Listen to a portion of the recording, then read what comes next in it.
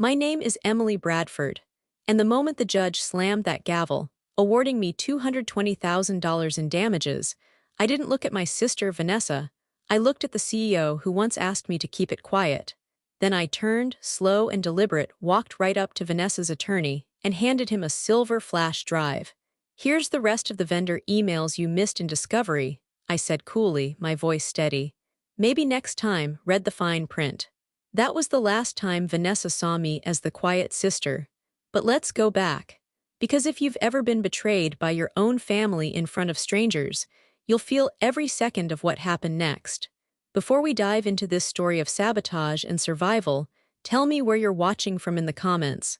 I want to know, has anyone else out there been humiliated by someone who should have protected you? It was a Friday night in December, just days before Christmas, and the ballroom of the Radisson Blu in downtown Chicago shimmered like a snow globe. Icicle lights dripped from the chandeliers, the centerpieces glowed with white roses and faux frost, and a live jazz trio played subdued holiday classics near the bar. The annual company gala was the kind of event people counted down to. I wore a deep navy velvet dress that I'd debated on for weeks. Tasteful, modest, but flattering. HR would approve. And hopefully so would the board. I'm a senior data analyst at Langford & Co., and this year's party was more than a holiday celebration. It was a subtle showcase for promotions, internal politics, and invisible power grabs. I knew that. I was prepared for that. What I wasn't prepared for was Vanessa. Vanessa Bradford, my younger sister by 2 years, had recently joined the company through the marketing department's talent onboarding program, which basically meant someone pulled strings. She was good at charming people, being loud in the right moments, and laughing just a little too hard at men's jokes. We hadn't worked together before Langford, and honestly I hadn't wanted to. But here we were.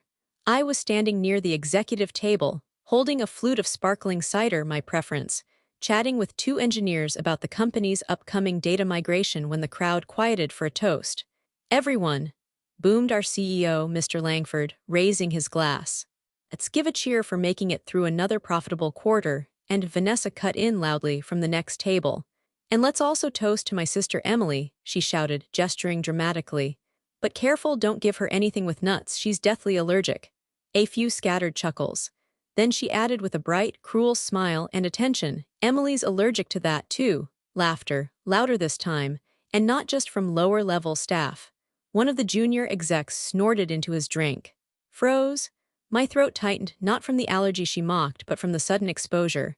I felt my cheeks burn, my skin prickle. In that split second, I wasn't a respected analyst anymore. I was the weird, delicate girl with food issues, a joke, her joke. Mr. Langford cleared his throat. "All right, let's keep it classy, folks," he said, but the damage was done. I forced a smile, thin, brittle, and excused myself from the table. Behind me, Vanessa was still grinning, soaking up the attention. I walked across the polished floor toward the hallway, heels clicking louder than I liked. I passed the mirrored wall and caught my reflection, poised, professional, humiliated. Why would she do that? Why now? We hadn't spoken in over a week. There had been tension always, but this felt calculated, public and dangerous. In the corridor near the coat check, I leaned against the cold wall and took a slow breath. My hands trembled slightly, not from fear, but something closer to fury. I hadn't worked my way up this far to be reduced to a punchline. A few minutes later, Vanessa appeared beside me as if nothing had happened. "Lighten up," she said, tossing her hair. "It was just a joke." I turned to her slowly. "In front of the CEO," I said, voice low, "you mocked my allergy, you know how serious it is." Vanessa shrugged. "Oh please, like anyone's gonna care, you're so uptight all the time, it's exhausting." I blinked at her. The cruelty wasn't even hidden anymore.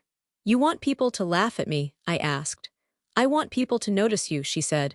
"You act like you don't want attention, but deep down we both know you hate when I outshine you." There it was, not a joke, a challenge. That was the moment I realized my sister wasn't just careless, she was deliberate, and I would not let it slide. Back in the ballroom, the jazz had picked back up and people danced near the faux snow machine. I returned to my seat with a practiced smile. Vanessa returned to hers. But something had shifted. Because when someone tries to poison your reputation, sometimes it's not metaphor. Sometimes it's just the beginning. It was still the same ballroom, the same winter sparkle, but now the band had softened and the dessert stations were open. the mood loosening as people clustered near the chocolate fountain and coffee bar. "Emily, right," the CFO, Mark Halloway, said, balancing a plate. "You're the one who flagged the duplicate vendor streams last quarter." "That was my team," I replied. "But yes, guilty by association," he laughed. "Well, you saved us 6 figures, you've got good instincts." "Years of pattern recognition," I said, reaching for a small slice of vanilla cake from a passing tray.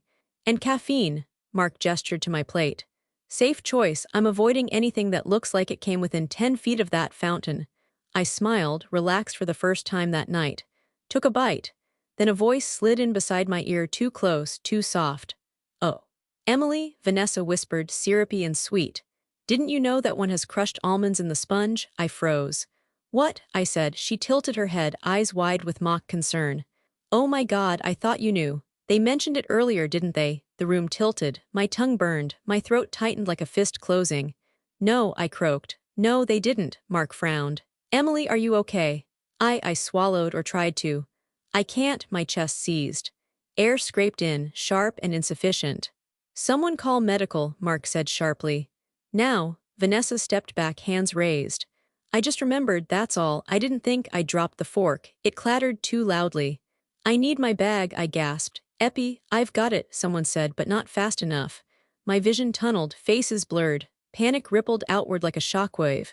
"Move," a voice cut through the noise. Mr. Langford. He was already shrugging off his jacket, eyes locked on me. "Emily, look at me," he said, steady.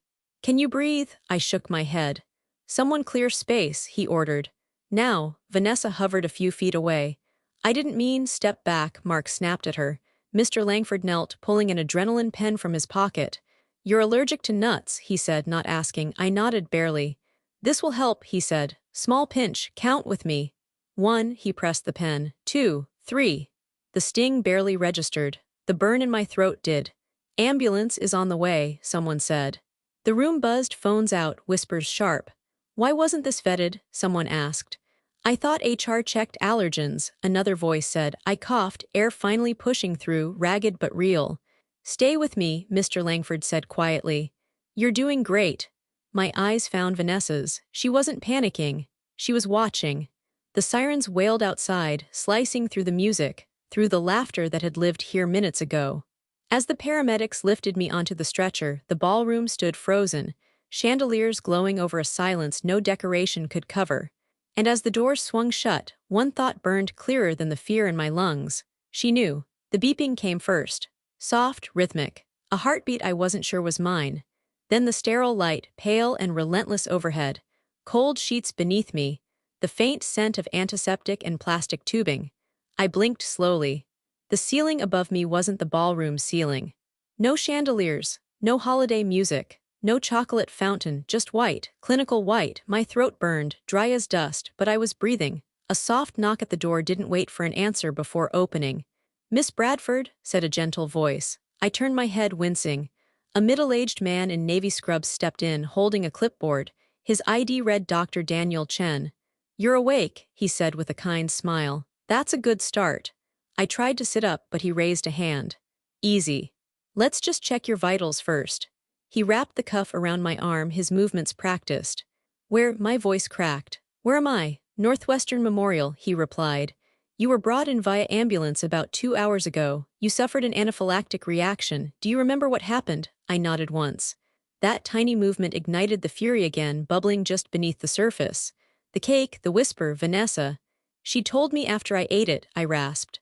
"About the almonds." Dr. Chen frowned slightly, noting something on the chart. "You're severely allergic, yes." "Yes." "Well," he said, removing the cuff, "you're lucky your CEO acted quickly. The EpiPen bought you just enough time. 5 more minutes and we'd be having a very different conversation."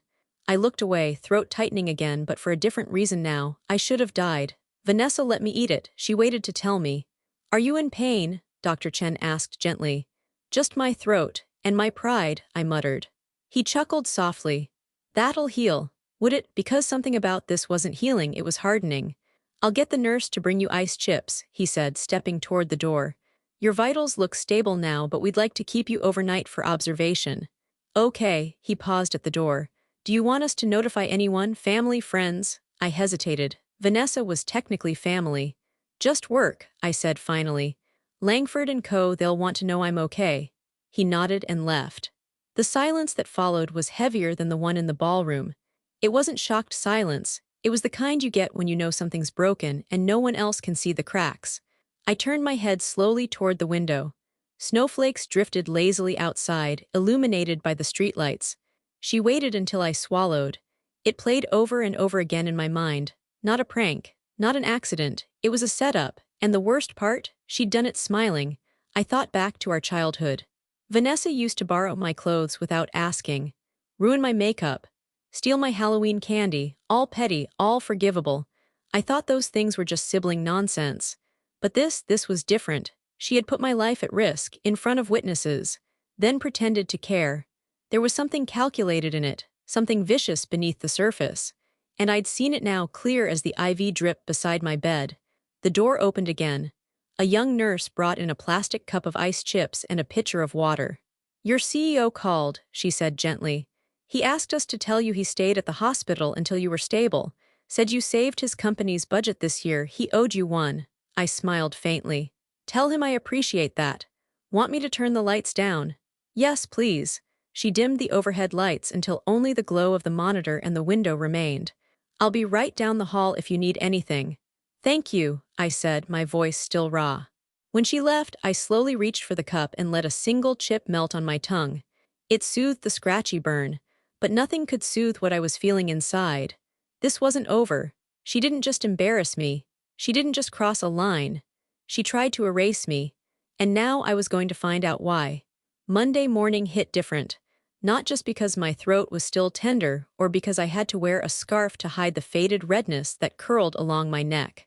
Because when I stepped back into the Langford and Co. offices, 8th floor Data Ops Division, it felt like the whole building paused. Phones still rang, keyboards still clacked, but eyes followed me. Not with pity, with awareness, something had shifted. I made my way to my desk, dropped my bag gently beside my chair and pulled out my water bottle. I'd barely had time to sit when my Slack pinged. Dana HR, hey Emily. When you're settled, can you pop down to my office? No rush. Just sometime this morning. I stared at the message for a second, then typed back, sure, give me 10. By the time I reached the HR floor, the buzz had begun. I passed 2 interns whispering near the elevators. That was her, one said under his breath. She's the one who almost, SHH, don't say it like that. Dana's office was glass-paneled with a soft couch and too many succulents. She stood when I walked in, giving me a small, warm smile. Emily, glad you're back, come in. Thanks, I said, my voice still raspy. Trying to take it easy. She gestured to the seat opposite her desk. No need to push yourself, we'll keep this short. I sat down, noticing a stack of printed forms on her desk, highlighted lines, sticky tabs, my name at the top of more than one page. I wanted to let you know we've opened a formal investigation into the incident at the party, she said gently. I blinked. You have, Dana nodded. Several employees came forward voluntarily. What happened to you was a medical emergency, and it raised questions, especially when people recalled what was said before and after the dessert was served. She pushed a paper across the desk. A witness statement submission form. We're asking anyone who was present to submit an account. Nothing's mandatory, but people want to talk, Emily. They saw more than you think. For the first time in days, something unfamiliar stirred in my chest. Not anger, not pain, hope. May I ask? I hesitated. Did anyone mention my sister? Dana leaned back slowly. Let's just say your name wasn't the only one in the early reports, and we're following up on all of them. I stared at the form, the company logo, the signature line. Did HR approve the dessert vendor? No, catering was coordinated through the events team, but vendor lists are supposed to go through compliance if allergens are flagged, which according to our employee health forms yours was. She met my eyes. It shouldn't have happened. Someone bypassed procedure. And Vanessa knew that list. She worked in marketing, she had access to the event documents. Who handled the final catering confirmations? I asked, trying to keep my voice neutral. Dana didn't answer directly. That's part of what we're looking into now. I nodded slowly. Do I need a lawyer? I asked. It wasn't a dramatic question, it was an honest one. Not unless you plan to sue the company, Dana said gently. Right now, we're focused on internal policy violations, but if you feel unsafe or retaliated against, we'll escalate appropriately. Mr. Langford has made it very clear that this is a priority. Wait, I said. The CEO's involved. He submitted a report himself and he's following this closely. I sat back, absorbing that. Vanessa probably thought this would blow over. That people would laugh, roll their eyes, call it dramatic. She miscalculated. Dana stood up and handed me a copy of my own medical disclosure form, signed and timestamped from earlier that year. We have this on file, she said. You did everything right, so whatever happens next, it's not on you. I nodded, trying to thank her, but the words stuck in my throat again. You don't have to be okay yet, Emily, she added kindly. But you're not alone in this. Outside the HR office, the halls buzzed with regular Monday energy, but underneath that was something new. A current. When I walked past the break room, a junior developer named Miguel glanced at me, then quietly slid a witness form into the tray by the door. Another woman from finance, Allison, I think, gave me a nod I didn't fully understand until I saw her holding the same form. People were paying attention. Maybe, just maybe, the truth wasn't going to stay buried after all. Our apartment used to feel too small in the way that siblings living together sometimes bump elbows. Shared coffee mugs, shared grocery bills, occasional overlapping laundry cycles. Now it felt small in a different way, like a room with no air. The second I walked through the front door that evening, Vanessa made sure I knew she was already annoyed. She tossed her designer coat across the back of the couch, my couch, and let out a dramatic sigh that filled the whole living room. Well, she said, kicking off her boots with a thud, I guess it wasn't enough to ruin the party. You had to turn it into a company-wide investigation.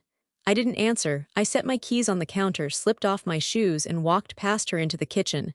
Behind me, I heard her scoff. You didn't even thank me, she said. I turned slowly. Thank you for telling you about the cake. My voice was quiet, but the words were knives. After I swallowed it, she crossed her arms. I was just trying to help. You watched me eat it, Vanessa. You waited. Her eyes narrowed. You're twisting things. No, I said, my throat still raw from the aftermath. I'm remembering them exactly. A beat of silence stretched between us, filling the room with something thick and bitter. You didn't have to make it a whole thing, she muttered. People choke on food all the time. It's not like I gave you the almonds. You didn't stop me either, I said. And you knew my allergy. It was a joke, she snapped, throwing up her hands. You're being so dramatic. I let the word sit there, dramatic, like it was all theater, like paramedics hadn't cut through my dress with shears, like I hadn't come within 5 minutes of not waking up. You watched me nearly die, I said, quietly now. My voice wasn't shaky, it was flat, final. You stood there and watched. She looked away, jaw clenched. I didn't think it'd be that bad, she muttered. I blinked. So you did know. Vanessa stiffened. Don't twist my words. They're doing an investigation at work, I said calmly. People saw what happened, people heard what you said. She laughed once, sharp and bitter. Oh please, everyone laughs at those parties, everyone gossips. This is just you making it bigger than it is, like always. I stared at her, really looked at her. Vanessa wasn't fidgeting, she wasn't nervous, she was annoyed. Annoyed that I hadn't let it go, that I had dared make it serious. You think this is about gossip? I asked. She rolled her eyes and moved toward the kitchen. You're impossible to talk to when you're in martyr mode. I followed her slowly. You've always done this. Done what? Cut me down in front of people, at dinners, at parties, at work. It's a joke, Emily, she snapped. Not everything is some deep attack. When people laugh at me, it's never a joke to me. She paused at the fridge, hand on the door. For once, she didn't have a comeback.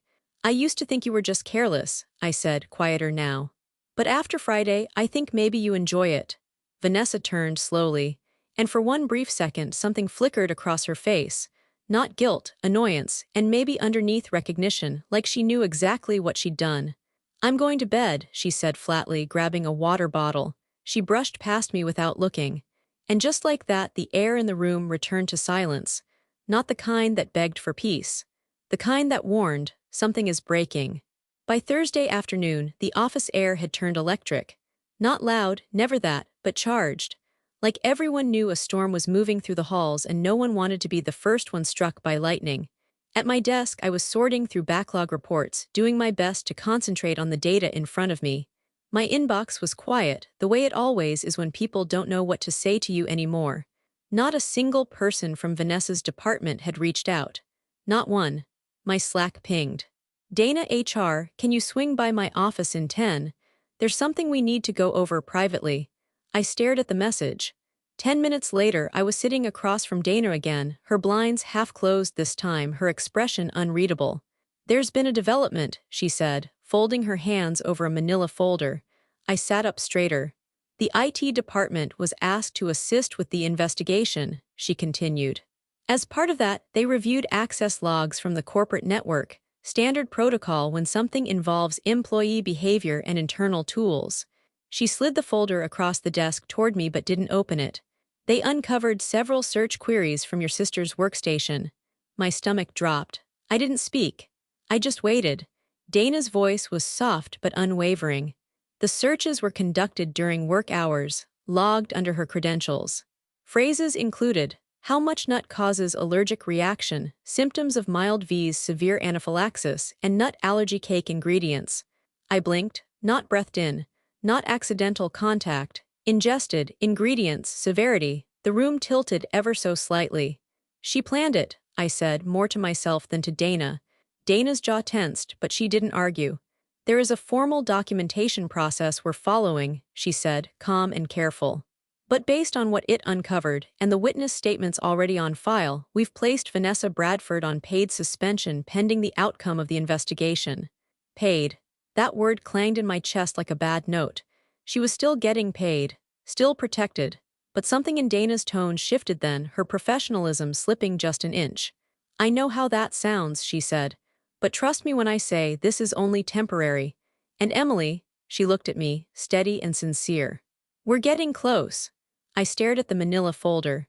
Can I see them? I asked. Dana hesitated, then nodded. I can summarize.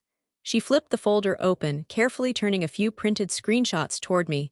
The timestamps were clear, the dates, just 2 days before the party. The browser window showed a recipe blog for layered almond sponge cake. Another showed a medical article comparing histamine responses in nut allergies. She Googled this, I said slowly, at work. On a company device, Dana confirmed, and logged in through her user profile. I leaned back in the chair, nausea swirling in the back of my throat, not from the images or even the betrayal. From the confirmation, it wasn't paranoia, it wasn't bad blood between sisters, it was deliberate. She's not even subtle, I whispered. Dana exhaled slowly, the way someone does when they want to say more but can't. Do I need legal representation? I asked again. I can't advise that, she said, then added carefully, but if you choose to pursue anything outside of our internal process, you wouldn't be the first employee who has. I nodded numb. Do you want the rest of the afternoon off? She offered gently. No, I said after a long beat. I want to work. Okay. When I stood to leave, she didn't give me a folder. She didn't make me sign anything. But before I walked out the door, Dana said one last thing. Emily, she said softly. I turned back. We believe you. That night, I sat on the edge of my bed with the printed screenshots in my mind, not my hands. And I thought she did the research to hurt me better. She didn't just want to humiliate me. She wanted to make sure the damage would land. And now I wasn't just surviving, I was preparing, because the truth was surfacing, and I was done being silent. Monday morning. Floor 27. Conference Room East. The skyline stretched across the glass in a wash of steel and cold December light. The windows behind CEO Andrew Langford framed the city like an oil painting, glistening, powerful, untouchable. I wasn't sure why I'd been called up until he turned from the view and gestured toward the chair across from him. Close the door, please. I did. Emily, he said with a polite nod. Have a seat. I sat, spine straight, hands in my lap. Langford was a sharp man, tall, composed, early 50s with a voice that could be soft when it needed to be but never lacked weight. That day, though, he looked tense, controlled but not relaxed. His silver cufflinks caught the light as he adjusted his sleeves. He folded his hands, then went straight in. How are you doing? I blinked. Physically, I'm recovering. Emotionally, I'm still trying to process the fact that someone in my family tried to kill me. He gave a short nod, grim, almost respectful. There's no universe in which what happened to you is acceptable, he said, and I've already had Dana walk me through everything the investigation has uncovered so far. I waited. He wasn't finished. Vanessa's been suspended, HR's handling the rest, but he leaned forward slightly. There's another layer here, Emily. I tilted my head, silently prompting him to continue. Our stockholders, our public image. There it was. Langford & Co. is a stable company, he said. Profitable, admired, quiet. But if this turns into something public, an internal poisoning incident, sibling rivalry, negligence, it becomes newsworthy. I kept my face neutral. This company has zero tolerance for hostile work environments, he continued, but also a very careful approach to damage control. I'm not asking you to pretend nothing happened. But you are asking me to stay quiet about it, I said, calm. Langford didn't flinch. I'm asking, not ordering you to consider keeping this internal. If there's a way to settle this without public escalation. He let the sentence drift like fog over glass. Are you offering me a settlement? I asked. He raised a brow. I'm offering you options and some time to think. I glanced at the skyline behind him. The cars looked like dots, people like pixels. From up here, everything felt far away, small. But what Vanessa did wasn't small. Let me be clear, I said slowly, turning my eyes back to him. I'm not looking for attention. I'm not interested in burning the company down, but if you're asking me to ignore what she did for the sake of image, I let the question hang. Langford nodded once. I'm asking if you're willing to pause for now. I studied him. His tone was careful, but behind the restraint I saw it, the same calculation I'd seen in Vanessa's eyes, just dressed in a better suit. I exhaled. For now, I repeated. But this isn't over. There was a flicker of respect in his expression. That's fair. Good, I said, rising. Then we understand each other. As I turned to leave, he called after me. You're a valuable asset here, Emily, and a smart one. I paused at the door. Smart enough to know when someone's offering silence in exchange for convenience. Langford didn't respond. Back at my desk, my inbox chimed. Internal memo. HR bulletin. Subject, Workplace Safety Policy Review, Allergen Protocol Enforcement beneath the corporate language. It was clear, they were covering their tracks, but I was done playing quiet. They wanted me to wait, I would, but only until I had everything I needed. Saturday morning, just before noon. Gray sky, brittle air, and the familiar creak of the porch steps under my boots. My parents' house hadn't changed in years. White shutters, red door, wreath with faded cranberries still clinging to wire. The kind of cozy that smells like cinnamon and old routines. Inside, the heat hit me like a wall. So did the smell of vanilla candles and coffee, already brewing. Emily, my mom called from the kitchen. I'm here, I said softly, stepping out of my coat. She appeared in the doorway, holding 2 mugs, eyes widening when she saw me. Sweetheart, I'm fine, I said quickly, too quickly. I mean, I'm okay now.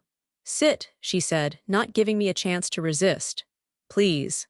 My dad was already in his armchair, newspaper forgotten on the coffee table. He looked up slowly, his mouth parting as if he didn't recognize me at first.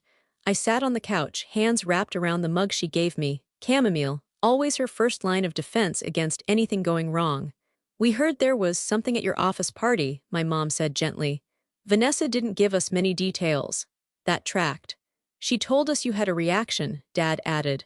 But that everything was fine. I looked from one to the other. Their concern was real but filtered, like they wanted the truth but only in digestible pieces, so I gave it to them slowly. I almost died, I said. It wasn't a little thing. I went into anaphylactic shock. My mother's hand flew to her mouth. My father leaned forward. But how? You've always been careful. I was, I said. I checked the catering list. My dietary restrictions were filed with HR. Everything should have been fine.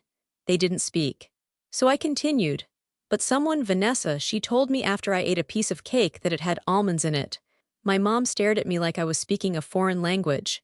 She told you after. She leaned in and whispered it like it was a joke. Oh, didn't you know? I mimicked Vanessa's voice.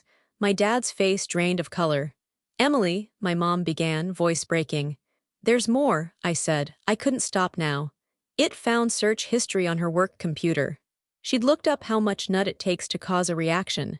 Symptoms, recipes, 2 days before the party. She could have killed you, my dad whispered, the words brittle. My mom sat beside me, her hand trembling as she set her mug down. Please, please tell me this isn't true. I just looked at her. My silence was the answer.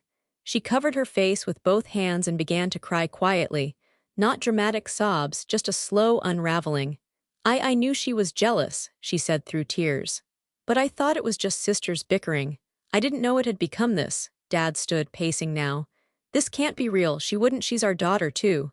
I know what I saw, I know what she did, and HR knows now too. Why didn't she tell us? My mom whispered. Because she didn't think you'd believe me. They both went quiet. And then my father, the man who always stayed out of the mess, finally sat beside me and said softly, "We believe you, Emily." My throat tightened. My mother nodded through her tears. "We're so sorry we didn't see it. I didn't want to tell you," I admitted, because a part of me thought you'd protect her. "We protected the wrong one," my dad said, his voice breaking. I didn't say anything, I just stared into the steam rising from my mug. "You're not alone in this," my mom said after a moment. "No matter what happens next, we're here." The words landed softly. But part of me wondered, were they here because they believed me? Or because the truth had become impossible to deny? Either way, it was the first time I didn't feel completely alone. And that was something. The lawyer's office was on the 19th floor of a granite-faced building downtown. Floor-to-ceiling windows, a receptionist who didn't blink twice when I asked for Attorney Sloan, an air that smelled faintly of expensive carpet and careful conversations. I sat at the long table in the small, glass-walled conference room, folder open in front of me. A list of damages, every ER invoice, the overnight hospital stay, therapy referrals, and a total line item that looked like a scream in black ink. I hadn't added extra. I hadn't inflated it. I had simply written down what it cost to survive my sister's joke.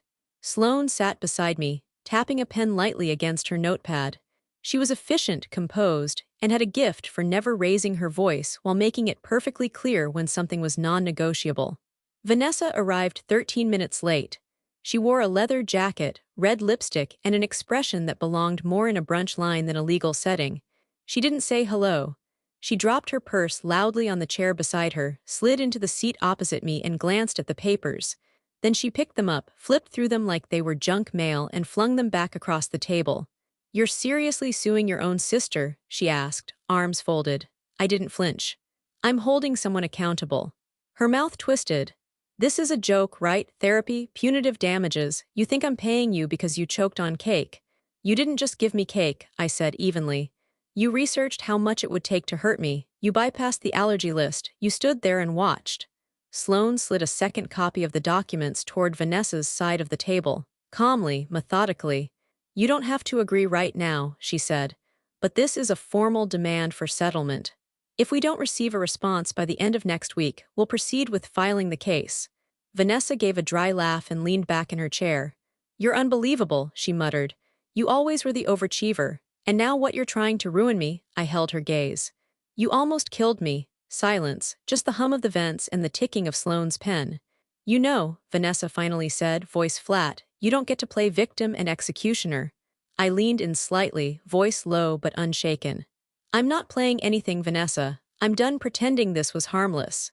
She said nothing, just stared at me like I was speaking a language she refused to learn, and for the first time I didn't care. This wasn't about revenge anymore. This was about drawing a line and not letting her step over it again. It was a Friday afternoon when Dana messaged me, "Please come to conference room C at 3. Mr. Langford will be present. This will be final."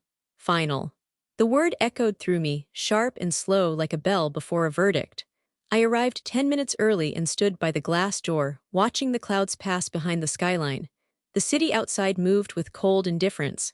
But in here, behind polished glass and steel chairs, something real was about to land. When I stepped in, Langford was already seated. Dana sat across from him, a folder open in front of her, tabs sticking out like battle flags. Vanessa wasn't there. I didn't ask why. "Emily," Langford said, nodding. "Please sit." I did, slowly, gripping the arms of the chair harder than I meant to. Dana glanced at me once, her expression calm but not detached. Then she spoke. "The investigation has concluded. We found records in the event coordination logs that confirm Vanessa Bradford requested direct vendor contact for dessert arrangements. She bypassed HR's standard catering protocol and did not submit the final allergy clearance sheet, despite 3 automated reminders and 1 manual email from our compliance team." She flipped the folder toward Langford, who already seemed to know what he'd see. "She also used her personal email to confirm final selections with the vendor," Dana continued. "That, too, is a breach of policy." Langford's mouth was tight. He exhaled once. Long. Controlled. "The evidence is overwhelming," he said finally. "This was premeditated negligence at best." I didn't speak. My heart pounded in my ears, but my face stayed still. You understand what this means, Dana said quietly, from a legal and ethical standpoint. I do. Langford leaned forward, clasping his hands on the table. Emily, I know this has been deeply personal and frankly hard to believe at times. He paused. But we believe it now. That's when my fingers trembled. But my voice didn't. Now you know, I said. Now it's real, Langford nodded. We've already begun drafting the termination paperwork. Her suspension will be converted to dismissal effective immediately. And the record, I asked. Will it reflect the reason? Yes, Dana answered. It will state violation of employee safety protocols and gross misconduct. It should have felt like victory. It didn't. It felt like clarity, cold and absolute. I stood. Thank you, I said, voice calm. I'll await the formal documentation. Langford gave a short nod. We'll handle the public side, you just focus on what comes next. I didn't say it, but I already knew. What came next wasn't silence, it was resolution. And I'd waited long enough for that. The courtroom was colder than I expected, not in temperature but in atmosphere. Pale walls, dark benches, echoing footsteps that seemed to land a second too late. And the low murmur of strangers, all of them spectators to something that had once lived in my throat like fire. The clerk called my name first, then Vanessa's. She was already seated at her table, arms crossed, hair perfectly curled. Her lawyer leaned in to whisper something, but she didn't move, just stared forward like she was above all of this, like this was just a hassle to get through. I took my seat across from her. My hands were folded steady. My lawyer, Sloane, gave me a brief nod. She didn't need to prep me, I had already lived it. The judge entered, an older woman with piercing eyes and no patience for posturing. She got straight to it. Case number 349B, Bradford versus Bradford, she read. This court has reviewed the submitted evidence, including medical records, corporate internal investigations, and communications between the parties. Vanessa shifted, the tiniest flinch. This is not a criminal trial, the judge said clearly, but a civil suit regarding negligence, intentional emotional harm, and endangerment. She looked down at the paperwork in front of her. Ms. Vanessa Bradford failed to disclose critical allergen information when arranging a company-sponsored event, despite knowing her sister's medical vulnerability. Furthermore, her behavior during and after the incident shows a consistent pattern of disregard. She turned her eyes to Vanessa now. You displayed calculated malice, followed by zero remorse. The courtroom was quiet. No coughs, no shuffling, even the bailiff had gone still. I hereby rule in favor of the plaintiff, the judge said, her voice firm. Ms. Vanessa Bradford is ordered to pay $220,000 in total damages. This includes medical expenses, therapeutic support, and punitive restitution for emotional distress and long-term trauma. Vanessa's jaw clenched. Sloane exhaled once beside me, satisfaction without smugness. The judge continued, payment is to begin within 30 days or a lien will be filed. She gave a final rap of the gavel. Court is adjourned. Just like that it was done. Chairs scraped as people stood, papers shuffled, voices rose again, but I stayed seated for one more moment, just watching Vanessa. She stood without looking at me, gathered her purse, and turned to leave. No apology, no acknowledgement, not even a glance. Sloane leaned toward me. We can push for a public statement, but I wouldn't count on it, she's too far gone. I shook my head. I don't need her apology. Then what do you want? I looked toward the door where Vanessa had disappeared. Accountability, I said, and I just got it. Outside, the winter air hit me like truth, brisk, sharp, honest. The wind tugged at my coat. Snow clung to the sidewalk cracks. And as I walked down the courthouse steps, the weight I'd carried for months began to melt. People saw her, people knew. I wasn't whispering anymore. And she couldn't hide behind a punchline ever again. The email went out just after lunch. Subject, staff update, internal transitions, 2 bland paragraphs. Formal language, no adjectives, no names mentioned, just enough words to confirm what nearly everyone already knew. Vanessa Bradford was no longer with the company. I sat at my desk reading the email twice, not because I didn't understand it, but because it felt strangely surreal, like watching the ending to a story I had memorized but never imagined I'd live through. From down the hall, the sound of rolling wheels broke the silence. A suitcase. I stood. Vanessa appeared in the corridor outside Data Ops, trailed by a grim-faced HR escort and a half-zipped carry-on. Her badge was clipped to her bag like it didn't know it had been revoked. She didn't look left or right, but her face was tight, defensive, defiant. Just before she passed, her eyes landed on mine. "You got what you wanted," she said bitterly. "Hope you're proud." I didn't blink. What I wanted was to not be afraid to eat at my own office party. Her jaw tightened, but she didn't reply. "I didn't destroy you," I added quietly. "You did that yourself." She turned without another word, storming past the marketing floor like a martyr in heels.